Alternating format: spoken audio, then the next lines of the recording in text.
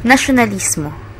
Noong umpisa pa lamang ng summer, pinaliwanag ni Ma'am na ang layunin ng PI-100 ay ang magkaroon tayo ng sariling pananaw at opinyon kung ano nga ba ang nasyonalismo. Kung alam mo kung paano awitin ng wasto ang pambansang awit, nangangahulugan ba ito na nationalistic ka? Kung alam mo lahat ng national symbols ng Pilipinas, ibig sabihin ba nito na nasa puso mo na ang nasyonalismo? Makakatulong kung aalamin muna natin kung ano ang ibig sabihin ng nationalism sa global context. Ayon sa Stanford Encyclopedia of Philosophy, the term nationalism is used to describe two phenomena. First, the attitude that the members of a nation have when they care about their national identity. This raises the question about what national identity is. Para sa ating kaalaman, ang national identity ay may kinalaman sa origin, ethnicity, at cultural ties ng isang bansa. Secondly, nationalism refers to the actions that the members of a nation take when seeking to achieve self-determination. Now, what is self-determination? Self-determination means having full statehood with complete authority over domestic and international affairs. Base sa mga nalalaman natin, noong mga panahon ng Kastila, nawawalan na ng self-identity ang Pilipinas dahil sa pananakop ng Espanya. At alam din natin na hindi self-determining country ang Pilipinas dahil walang kontrol ang mga Pilipino sa international at domestic affairs ng bansa at lumalabas na isa lamang tayong estado ng Espanya. Dahil sa mga circumstances na to, kaya umusbong ang Filipino nationalism. Sinasabi na matagal nang nadidiktahan ng Espanya ang Pilipinas bago na-develop ang Filipino nationalism. Oo, maaaring meron ng mga paghihimagsik na nangyari laban sa Spain noon, pero walang united and conscious effort na nagawa against Spain.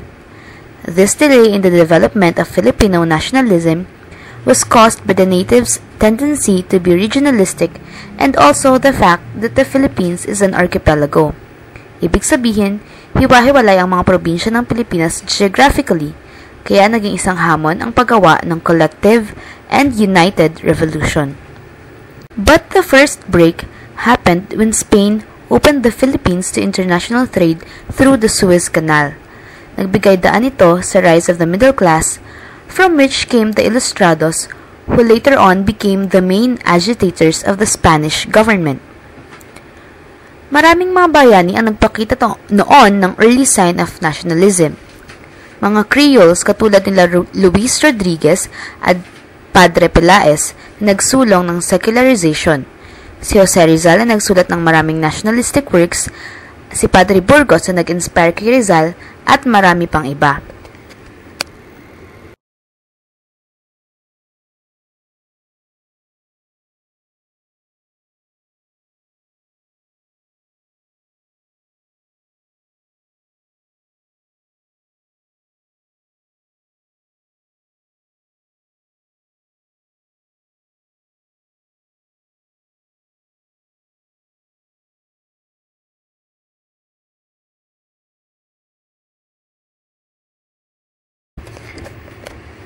Sa kabuuan, ang mga bayani natin ay nagsilbing inspirasyon at nag-impluwensya sa mga Pilipino upang makialam na sa mga nangyayari sa bansa. To take action, naging daan sila upang mamulat tayo sa injustice na nagaganap.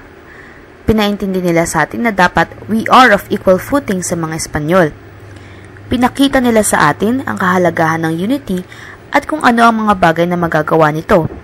Kumbaga, they ignited the fire of nationalism within us.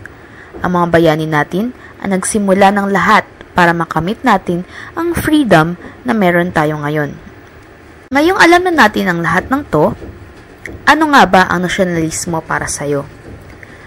Para sa amin, ang Filipino nationalism sa madaling salita ay pagpapahayag ng realidad na tayo ay may sariling bansa na dapat nating pangalagaan.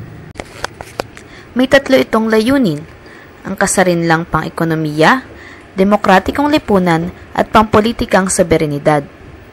Hindi tayo province ng Spain o ng Amerika. Hindi natin kailangan magtago sa mga maskara nila para lang umunlad ang Pilipinas. Iba ang mga Pilipino sa mga Amerikano at mga Espanyol. Meron tayong pansariling interes at kultura na naiiba sa kanila. Sa madaling pagdedefine kung ano nga ba ang Filipino nationalism, ito ay ang pagmamahal sa bayan. Paano ba natin may papakita na mahal natin ang ating bayan? Gumawa tayo ng mabuti para sa ating bansa. Hindi dahil sa pansarili nating kagustuhan, hindi dahil sa pansarili nating kapakanan, hindi rin dahil sa inutusan tayo, kundi dahil gusto nating maging parte ng pag-unlad ng bansa. Bilang mga mag-aaral, simple lang naman kung paano tayo makakatulong.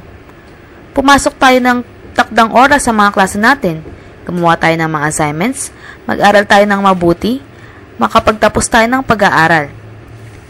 Pag nagkaroon tayo ng magandang edukasyon, maaari tayong maging mga profesional sa mga bagay na gusto natin. Maaring maging doktor, nurse, o guro ang ilan sa atin, at pag nangyari yun, pwede na tayong manilbihan sa bayan. Gumawa tayo ng mga volunteer work at tumulong tayo sa mga nangangailangan. Sa ngayon, ang ating bansa ay nalulugmok na naman sa mga pagsubok. Nangangailangan tayo ng isang totoong Pilipino. Someone who can transcend the cultural and geographical boundaries that had been the source of disunity before. Someone who will shed his Western soul and create the new Filipino identity. Someone who can ignite once more the nationalistic spirit inside each one of us. Ang tanong, ikaw ba yun?